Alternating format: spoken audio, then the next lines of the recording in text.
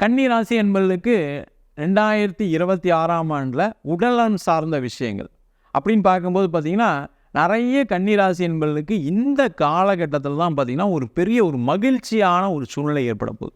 இவங்களுக்கு இருக்கக்கூடிய பிரச்சனை என்னென்னா, மன ரீதியான பாதிப்பு நிறைய கன்னி ராசி அனுபவிச்சிருக்காங்க. அதுவும் பார்த்திங்கன்னா, சின்ன மாணவர்கள்லேருந்து எடுத்தீங்க அப்படின்னா, படிக்கலை மார்க் வரல நிறைய டார்ச்சரை சந்தித்தாங்க 2024, 25. அதுக்கப்புறம் பார்த்தீங்கன்னா, வேலைக்கு போகக்கூடிய காலத்தில் நல்ல இடத்துல வேலை கிடைக்கல உனக்கு, நீ சும்மா வீட்டிலே உட்காந்து எல்லாம் பண்ணிக்கிட்டு இருக்க, நீ உனக்கு நான் சாப்பாடு போடுறதுக்குன்னு நிறைய அவமானங்களை சந்திச்சிருப்பாங்க. அதேமாதிரி திருமணம் நடக்கலை, குழந்தை பேர் இல்லை, வேலையில் பிரச்சனை, தொழிலில் நிறைய தொந்தரவுகள், இது மாதிரி மன ரீதியான பாதிப்புகள் நிறைய இருந்திருக்கு.